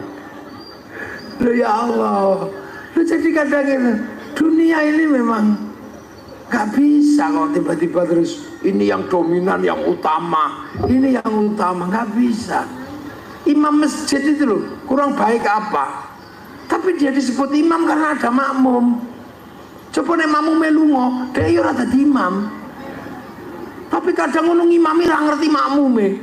Ngerti makmume kudu ngising imamine dak lama sekali. Bismillahirrahmanirrahim. Sabbih isma rabbikal a'la alladzi khalaqa fasawwa. Ya Allah suwene. Aku kudu ngising. Ngono begitu makmume protes, kamu itu jadi makmum gak khusyuk. Ya khusyukku iku kulhu bang, katakan kulhu aile ya Said itu. Jadi kita ini coba ono tetangga ribut kawinan pakai son, kita marah. Ya Allah iku lho kok rampung-rampung kupinge gak wis bodol ta iku. Coba, tapi begitu mati tonggone ra teko, pusing nanti tonggoku iki. Mosok arep kubur dhewe lho. Jadi dunia itu sekarang ini udah nggak seperti dulu. Makanya cakrawala berpikir orang harus semakin luas. Sekarang orang sini nanam sawit. Sawit ini adalah komoditas dunia. Maka yang menanam bukan cuma orang Kalimantan. Ini untung loh Afrika belum panen dan beberapa negara di Amerika Selatan ini gagal panen sehingga sawit mahal. Nanti kalau sana panen jangan nyalakan bupati. Ini ditanam oleh orang seluruh dunia. Kopi ditanam sama orang Afrika Selatan, termasuk orang Brazil. Makanya sekarang karena sana nggak panen karena tycoon badai, sininya mahal. Besok kalau sana panen raya, sini back gitu. Karet kenapa nggak bisa mahal? Karena sekarang produk-produk karet bisa diganti oleh minyak bumi. Iku sing duit-duit iki kon leren to, Mbak, Bu. Anake sapa to kuwi? Ya, cekelan anake iku. Nang switch lho. Oh, kupingnya tekan kene ngiki iku. Ya, aku kudu tok geli karo suami iku niku. Aku rada geli iku niku kupingku krik ngene. Kaya ana sing dikrik ngene. Lha jadi saiki donya ini sedang beradu. Dulu yang menguasai handphone orang Swedia, mereknya Nokia. Tahu-tahu Nokia diajar sama Amerika. Nokianya habis ganti BlackBerry. Begitu BlackBerry diwajar sama Samsung, Amerika kehilangan pasar BlackBerry, ganti orang Korea. Begitu Cina bikin Xiaomi, pasar Samsung habis. Dulu yang menguasai mobil di sini orang Jepang, Toyota. Sekarang digeser sama Wuling, Cina. Ayo. Dulu orang kalau pengen kukunya putih pakai godong serut. Saiki manikur, pedikur.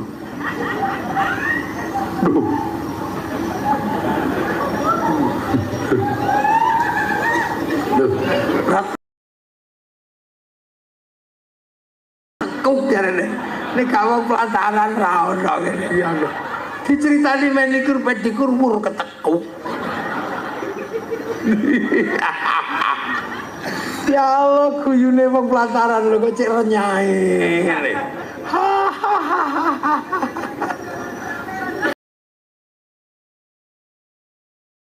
Ini kaya brondolan sawit. Sistu.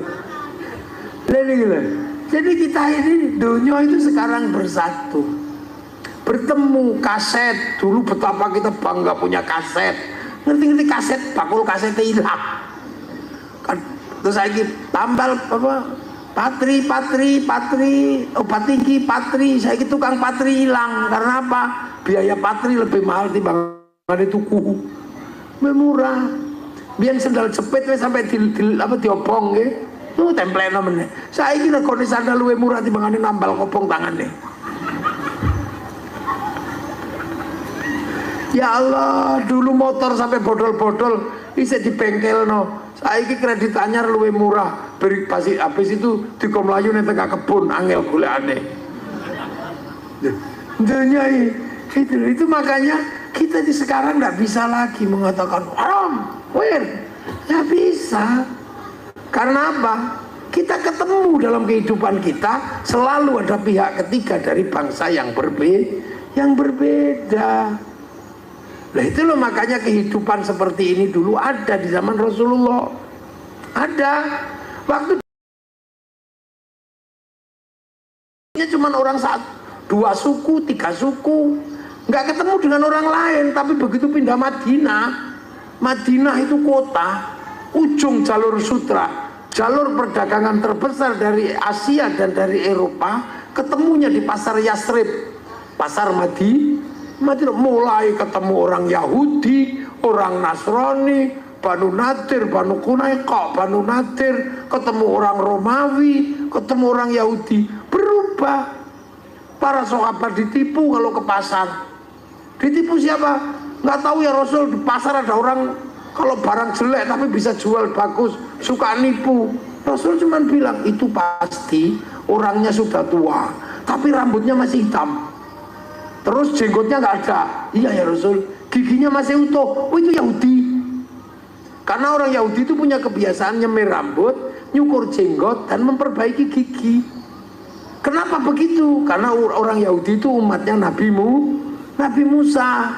Nabi Musa itu mau dicabut nyawanya sama malaikat Israel. Malaikat Israel ditempiling, pak gitu.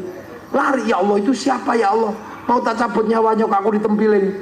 Oh jangan macam-macam, itu Musa. Aku aja pernah dikomplain sama dia. Makanya kalau kamu sama dia yang sopan, akhirnya malaikat Israel sopan. Ya Musa, apa? Mau tak tempiling lagi? Oh, enggak. Nyawamu sudah expired. Udah waktunya tak cabut. Ngomong dong. Coba cabut. Udah ngomong. Gigimu sudah rontok. Rambutmu sudah putih. Jenggotmu sudah semrawut. Oh itu alamatnya ya? Ya sudah cabutlah. Begitu dicabut orang Yahudi tahu. Oh ternyata orang mau dicabut nyawanya karena giginya rontok, jenggotnya semrawut, rambutnya putih. Akhirnya orang Yahudi punya kebiasaan nyukur jenggot, memperbaiki gigi, nyemir rambut. Biar apa? Kalau malaikat datang, oh belum waktunya. Lah ya itu kebiasaan orang Yahudi. Makanya ada cerita orang Yahudi itu kalau mati nanti bilang sama keluarganya, aku kalau mati nanti kamu cukur seluruh bulu tubuhku ya, kamu cabuti gigiku, tubuhku seluruhnya kamu gundul. Bener dicabuti giginya terus digundul sampai di kuburan. Malaikat Mungkar Nakir, oh bayi, karena bayi dibawa ke malaikat Ridwan. Ya Ridwan bayi agak besar, ini bukan bayi, ini digundul. Wah masa enggak? Malaikat Israel kan nggak ngerti apa, Mungkar Nakir kan nggak ngerti yang di atas tanah, taunya di bawah. Ini bayi, bukan, itu udah gede loh, cuman dicukur. Masa kok gak ada bulunya? Ya udahlah kita uji bayi apa tidak. Saya tahu caranya, kata malaikat Ridwan. Bidadari dipanggil, bidadari turun sini, nggak usah pakai baju. Baru tuing, no kan? Ini bukan bayi. Nah, sampai akhirnya zaman Rasulullah, orang Yahudi itu masih punya kebiasaan nyemir rambut, memperbaiki gigi, nyukur jenggot. Nah itulah maka kemudian orang Islam tidak boleh nyukur jenggot, memperbaiki gigi, nyemir rambut untuk membedakan sama orang Yahudi. Asalnya dari situ. Terus di pasar Madinah banyak pedagang dari Romawi. Orang Romawi pedagangnya yang komoditas paling bagus adalah jubah. Mereka banyak jual jubah lah. Jubah Romawi itu lebih gede kalau dipakai orang Arab. Maka kemudian ada sisa di kakinya lebih panjang, dan itu dibawakan oleh budak-budaknya. Seperti orang kawin itu loh, kainnya panjang dibawa oleh orang. Nah, karena kainnya panjang, jalannya begini. Khailah, sombong. Maka kemudian Rasul jangan sombong kayak gitu ya, potong aja. Akhirnya dipotong, isbal akhirnya dipotong itu karena biar nggak sombong. Sayyidina Abu Bakar, ya Rasul, punya aku panjang semua, gak apa-apa wong kamu nggak sombong. Nah kebalikannya sekarang, semakin cingkrang semakin sombong. Nah itu kebalik. Loh, jadi semua hukum itu semua ada asalnya. Makanya kadang harus ngotot, harus cingkrang. Entar dulu, itu dulu ada sebabnya. Jangan dikira nggak ada sebabnya. Nah makanya ketika ketemu sama orang Madinah, manusianya banyak, agamanya beda, sukunya beda. Mau bilang kafir, yang punya sumur orang Yahudi. Mau bilang musyrik, ternyata beberapa orang yang tidak beragama, yang punya kebun. Wah itu boleh bareng, berdagang bersama, pasar bersama. Akhirnya apa? Ya sudah, hiduplah berbeda-beda tapi tetap saling tanggung. Ya, hidup berbeda-beda tapi saling tanggung jawab. Konsep ro'iyah itulah yang diberlakukan di Indonesia. Maka orang Indonesia disebut ro'iyah, sekarang menjadi rakyat. Kamu beda suku, beda bangsa, beda agama, hiduplah saling bertanggung jawab. Maka kemudian ro'iyah adalah konsep yang diberlakukan di Indonesia. Satu-satunya bangsa muslim yang mayoritas di dunia yang bisa memberlakukan konsep ro'iyah untuk warga bangsanya hanya muslim Indonesia. Jadi kalau sunnah jenggot, sunnah apa itu? Sunnah enteng. Sunnah yang berat itu sunnah membentuk negara. Karena kiai sampai ke Indonesia lebih rumit. Lebih rumit Indonesia itu. Orang Arab itu dari dulu bahas binatang, yang paling umum itu ya onta, kambing, sama kuda. Begitu sampai Indonesia, ketemu bahasan terenggiling, garangan, undur-undur, entung, nyambe, apalagi di sini akeh yang dibahas. Ulama-ulama Arab sampai sekarang kalau bahas buah itu sekitar kurma, gitu. Ya paling dikit kurma, delima, jeruk. Sampai di sini bahasannya ada duren, kesemek, sawo, cipluan, elai, paken, ada. Kalau di sana bahas hantu cuma dua, syaitan sama jin. Sampai di sini ada gendruwo, wewe gombel, suster ngesot, iya kan, kuyang. Itu kalau ditarik nasabnya kemana kira-kira itu? Ke jin apa ke syaitan? Ngomongin agama banyak di sini, ketemu Buddha, ketemu Hindu, ketemu Kaharingan, ketemu Kejawen, ketemu Kasundan. Ngomongin suku, di sini ketemu suku banyak sekali. Dayak aja sukunya berapa, Jawa sukunya berapa, Melayu sukunya berapa, Sulawesi sukunya berapa. Jadi ketemunya lebih banyak, dan di sini sudah bisa Bhinneka Tunggal Ika. Maka kaum muslimin mayoritas menerapkan konsep ro'iyah. Satu-satunya negara muslim yang bisa pakai konsep ro'iyah untuk warga bangsanya itu hanya muslim Indonesia. Makanya ro'iyah itu enak hidupnya.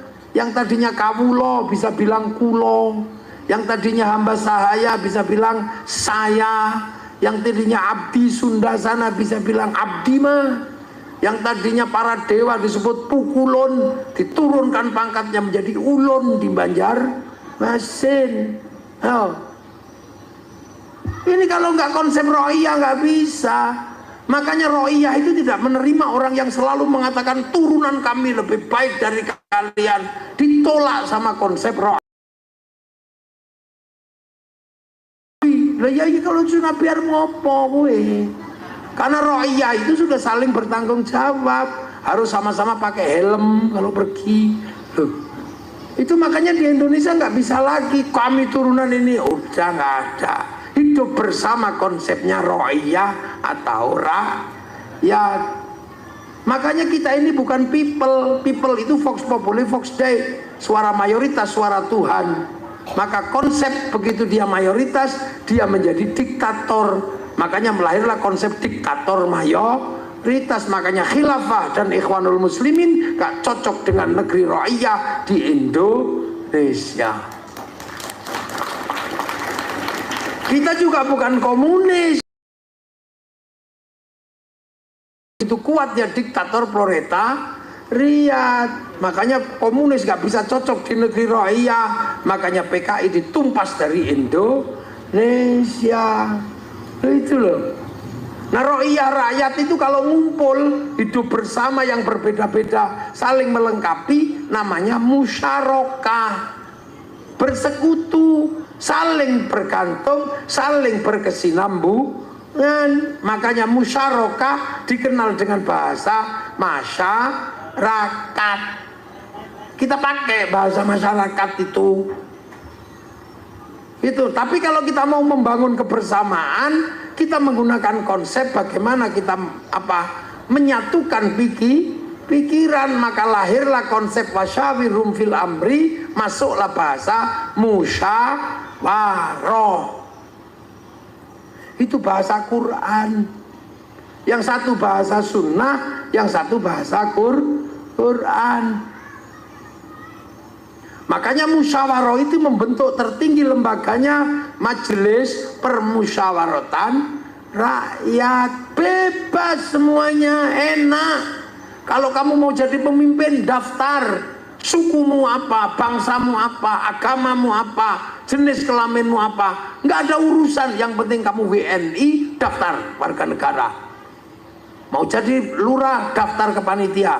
Mau jadi bupati, daftar ke KPU. Mau jadi dewan, daftar ke KPU. Nggak ada masalah. Enak itu konsep musyarakah itu. Begitu sampai daftar, cari teman sebanyak-banyaknya, masih kurang, beli. Lo boleh. Yang nggak memperbolehkan kan polisi sama TNI. Dan yang nggak boleh itu apa? Money politik. Nggak boleh. Memang beliau bertugas itu mencari money politik. Maka kita jangan kasih nama money politik, kasih nama uang bensin. Iya, kalau diterima masjid namanya sumbangan, kalau diterima kiai namanya bisyaro. Udah beres. Kalau banyak sodako. Kalau orang Jawa ya jer besuki mawa. Ya udah. Enak konsep ini. Sampean di sini cuman buruh tani, buruh kebun, golek brondolan. Tiba-tiba anaknya dipondokkan kok jadi pinter. Pulang jadi kiai, nggak ada yang nanya keturunan siapa, nggak ada yang nanya. Gimana? Itu enaknya konsep Rohia, nggak perlu nasab kami, nggak penting misal nasab kami, tapi kemana-mana cuma minta, ya dimarahi wong oke. Ya iya, karena Indonesia mengikuti konsep Rohianya Rasulullah. Maka kalau ada orang mengatakan saya terbaik, kakek aneh, ya ora kanggo ning Indonesia, Kang. Kakek aneh, ya jadi kakek aneh jadi numbali. Orang ndak bisa begitu. Kita sudah nggak begitu. Kita sudah bebas sampai duwe anak mondok pinter mulai dari kiai, gak akan menjadi masalah kamu anak siapa. Karena apa? Derajat tertinggi adalah ilmu. Jadi nggak ada bodoh-bodoh terus kakek aneh. Nggak laku, makanya sekarang ya orang kemudian bertanya-tanya kakekmu beneran apa enggak gitu. Nggak bisa. Konsep Rohiyah itu setara sudah, bebas ilmu. Kenapa saya duduk di sini? Karena saya punya ilmu. Nanti kalau sampean punya anak pinter, gantian yang duduk di sini. Iya kan? Sampean punya anak pinter kaya, gantian duduk di sini. Karena apa? Lurah, bupati, presiden duduk di situ, di sini loh. Ini bukan tempat yang harus diduduki terus oleh saya, nggak mesti. Bisa jadi nanti anak sampean lebih pinter duduk di sini, nggak ada yang tahu. Nabi Ibrahim lahir dari anak tukang bikin patung. Nabi Musa lahir dari anak yang hanyut di sungai. Siapa sing ngarani bayi kentir dari nabi? Yo. Itu sudah Rohiyah, makanya sampean nggak usah ikut-ikutan. Kami keturunan ini, prei Kang, prei mayit. Nggak ada. Jadi persoalan kemudian ada persoalan nasab, persoalan Habib, persoalan apa itu karena banyak yang nabrak konsep ro'iyahnya Rasulullah. Udah enak sini, bebas, merdeka. Nah, yang nata sistem ini para wali. Makanya daerahnya disebut wilayah. Kita ini punya konsep namanya wilayah. Daerahnya para wali. Daerah wilayah itulah yang akhirnya menjadi NKRI, Negara Kesatuan Republik Indonesia. Arab satu bangsa pecah puluhan negara, Cina satu bangsa pecah puluhan negara, Eropa satu bangsa pecah puluhan negara, Afrika satu bangsa pecah puluhan negara. Kita puluhan suku bangsa agama mampu bersatu dalam satu negara, Kesatuan Republik Indonesia. Loh, ayo. Makanya kita pakai Pancasila, tertinggi tetap Tuhan. No coba lawan we. Nomor satu tetap Tuhan, ketuhanan. Setelah urusan Tuhan, urusan manusia. Maka yang kedua kemanusiaan, karena dunia dan seisinya ini bergerak karena ada manusia. Kenapa ada kursi? Karena ada bokongnya manusia. Kenapa ada mic? Karena ada kupingnya manusia. Ayo. Kenapa ada mobil? Karena ada kaki manusia. Kenapa ada pabrik Pampers? Karena ada nya manusia. Kenapa ada? Karena manusia. Maka kemanusiaan yang adil dan beradab setara. Manusia nggak bisa hidup sendiri. Maka manusia butuh persatuan. Maka sila ketiga tentang persatuan. Hidup harus bersatu, tidak pandang bulu suku, bangsa, agama.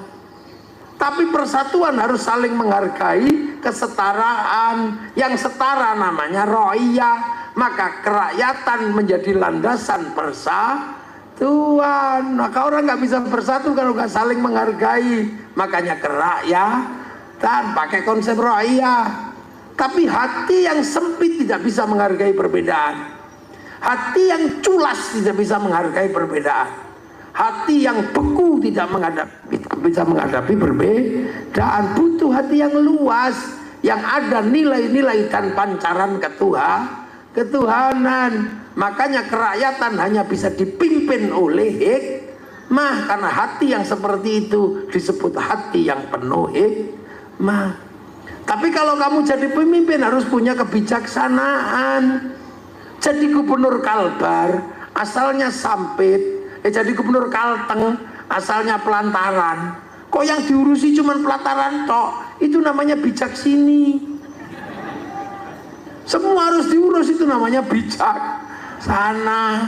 Tapi kalau ngambil keputusan nggak boleh sendiri, harus musyawarah. Maka permusyawaratan.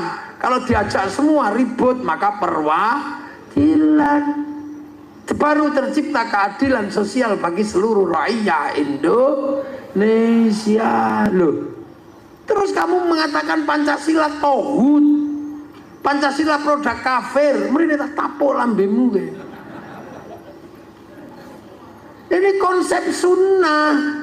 Maka negeri dengan konsep sunnah terbaik dunia ada di Indonesia. Nah itu loh, maka agama harus jadikan landasan persatuan. Karena ini konsepnya ke Islam semua. Maka kiai-kiai nggak boleh mencederai persatuan. Maka kiai jadikan agama persatuan. Makanya kiai kalau apa-apa bersatu. Ya toh? Doa yang mestinya sendiri-sendiri nggak apa-apa. Tapi kiai kalau berdoa masih bersatu. Kiainya tok yang doa, santrinya amin, amin, amin, amin, amin. Udah wis kepanjangan, amin. Kiai ini wis paham, walhamdulillahirabbil alamin. Jaga itu. Kemudian kalau yang doa banyak diajak ke alun-alun, kok tawaringin, namanya istighosah kubro. Begitu istighosah kubro, semua terlibat. Ro'iyah masuk semua, yang jualan bakso, yang jualan roti, yang jualan Apa ada di situ semua, kerukunan terjaga, roda ekonomi berputar. Sementara yang lain doa sendiri-sendiri, nggak cocok dengan konsep ro'iyah. Sholawat ya tadinya sendiri-sendiri. Yang orang yang suka dangdutan, ya Rasulullah salamun alaik dedeng sholawatan karena dia suka dangdut. Duhai senangnya pengantin baru dedeng. Yang orang Jawa, ya Nabi salam alaika, ya Rasul salam Pak perahu layar. Yang orang Sunda, ya Sunda, ya Rasulullah salamun alaik, es lilin macece kalapa muda. Yang orang Banjar, ya Rasulullah salamun alik ya Rafi Aisyah wa daraji fatayaji rotalalame ya uhailal jo diwal karomi kota baru gunungnya Bamega. Orang Banjar. Akhirnya semua jadi satu di alun-alun Kota Waringin bersolawat atau Kalteng bersolawat. Setelah itu apa yang terjadi? Spanduk laku, slayer laku, semuanya laku. Roda ekonomi berputar. Bahkan copet bisa hidup di situ. Nah, para pejuang dan orang-orang yang berbakti, yang mengorbankan jiwa raganya untuk kepentingan hari ini, kita datangi kuburnya berziarah. Akhirnya elep laku, bis pariwisata laku, jualan di makam pahlawan nasinya laku, jualan katoknya laku, termasuk copet bisa hidup di situ. Tuh, betapa kita menjaga kerukunan. Maulid Nabi berapa yang kita keluarkan untuk menjaga kerukunan. Setiap kampung bikin Isra Mi'raj, semua terjaga. Sementara yang lain itu disebut bid'ah. Maka persiapkan bangsa kita untuk hidup sendiri-sendiri. Kalau Anda lebih suka yang bid'ah itu, artinya potensi bangsa ini semakin cepat terjadi perpecahan. Kenapa Kiai dan NU dimusuhi? Karena Kiai dan NU tetap menjaga persatuan bangsa dan negara. Ayo, wes ngerti? Makanya kami, orang menjelaskan perjuang bangsa kok. Kamu menceritakan wali, bukan wali Indonesia, malah kamu cerita wali Yaman. Ini udah cocok. Wong iki Indonesia, walinya ya wali Songo. Yang kamu contohkan ya mestinya Kiai Hasyim Asy'ari, Kiai Ahmad Dahlan, tokoh-tokoh pendiri NU, pendiri Muhammadiyah itu. Lah kalau yang orang-orang Yaman kan punto Yaman sendiri. Pergi ke sini disangoni orang sini, pulang membangun ya Yaman. Lah sampean perjuang kita bangun di sini sendiri. Lah ini kadang kita salah. Yang selalu diceritakan adalah kesaktian orang sana. Dipikir Cilik Riwut itu nggak sakti, Lampung Mangkurat itu nggak sakti, Mula Warman sakti, Pangeran Antasari hebat, Pangeran Suryansah, Pangeran Samudra apa hebat semua. Tapi kita nggak pernah dengar cerita itu. Kita selalu dengar cerita nenek moyang orang lain, dan kita bangga karena bisa bercerita nenek moyang orang. Bisa Isra Mi'raj 70 kali, bangganya kita. Jangan gitu. Saya bukan apa-apa. Kita harus tahu sejarah nenek moyang kita yang hari ini kita nikmati hasilnya perjuangan mereka. Nenek moyang kami memadamkan api neraka. Lah yang ngapain? Wong sesuk nerokone ora saiki. Nenek moyang kami ada orang mati dikasih surat gak ditanya lagi. Lu jangan begitu. Itu kini bangsa ini ceritakan. Amerika kenapa bangkit? Karena punya kecintaan pada bangsanya. Mulai dari Wild Wild West sampai The Last of the Mohican diceritakan oleh orang Amerika. Kalah di Vietnam, bikin Rambo 1 sampai 6. Kalah dengan Cina, bikin American Shaolin, American Kung Fu. Kalah dengan Jepang, bikin American Ninja, American Samurai. Bahkan samurai terakhir dari Amerika namanya Tom Cruise dalam The Last Samurai. Orang Cina menceritakan bangsanya nggak ada habisnya, mulai Sun Gokong sampai Wong Fei Hung. Dia ceritakan mulai ular putih sampai ular hijau.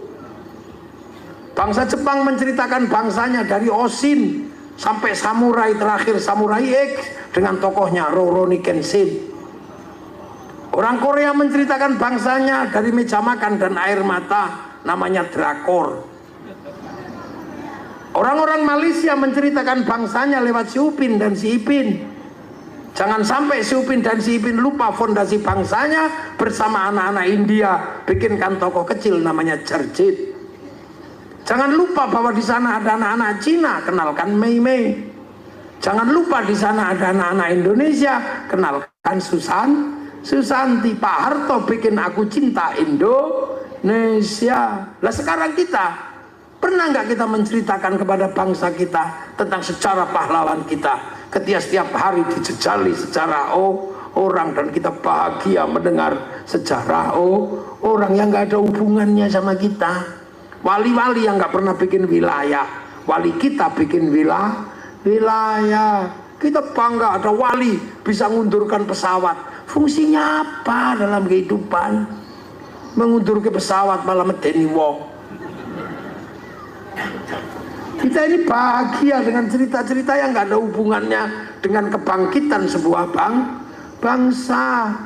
Ayo, anak-anak kita itu sekolah, besok pinter.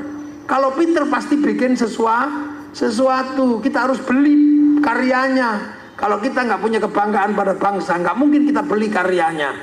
Makanya bangsa ini harus bangkit. Kita nggak boleh berhenti.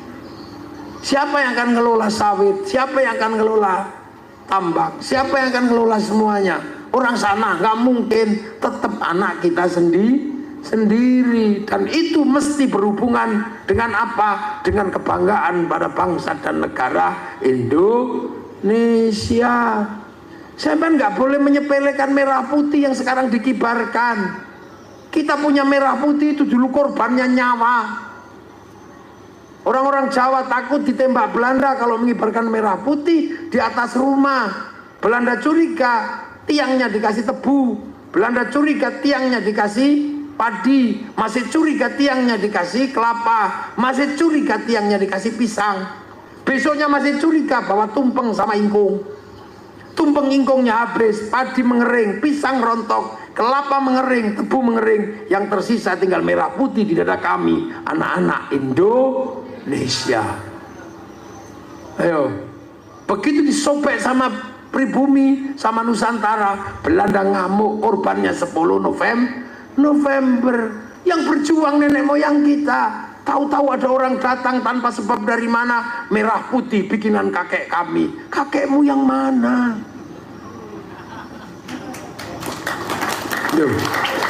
Kenapa saya menceritakan ini? Karena sekarang ada perebut sejarah. Makam orang diganti, kuburan dibikin untuk menguatkan sejarah nenek moyangnya yang ada di Indonesia. Padahal nggak ada sejarahnya sama sekali. Selain sejarah ikut Belanda. Wis tong andelo aku.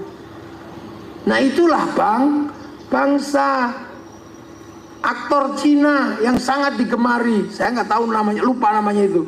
Dia foto di depan supremasi bangsa Jepang, langsung di blacklist, tidak boleh main film di Cina. Loh, itu kebanggaan. Nah kita sekarang antara merah putih sama Filistin, lebih bangga bendera Filistin. Padahal Filistin punya masalah. Kenapa dia setelah bikin negara nggak rukun sesama anak bangsanya? Fatah Hamas ribut, itu loh.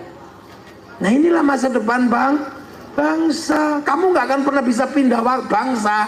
Kita tetap Indonesia. Right or wrong is my country. Baik buruk inilah negaraku, Indonesia.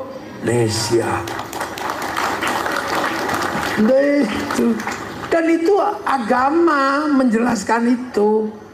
Makanya kadang kalau agar kita nggak lupa, kita diajari hormat pahlawan. Rasulullah agar nggak lupa jasa Nabi Ibrahim, diajarkan kama shollaita ala sayyidina Ibrahim. Karena yang buka hutan adalah Nabi Ibrahim di Makkah sana. Inilah pelajaran kebangsaan yang harus kita jaga. Orang Amerika jaga Amerika, orang Jepang jaga Jepang, orang Korea jaga orang Korea, orang Amerika jaga bangsa Amerika, Australia jaga bangsa Australia.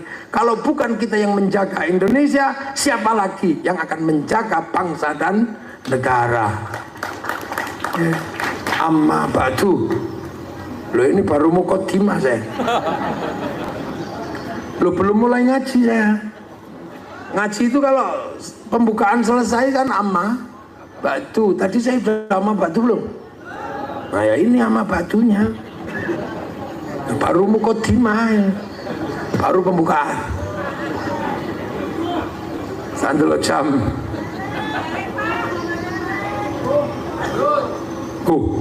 Subuh lanjut, soben meneh. Ya itulah. Makanya kita sudah harus memikirkan bangsa. Karena hari ini kita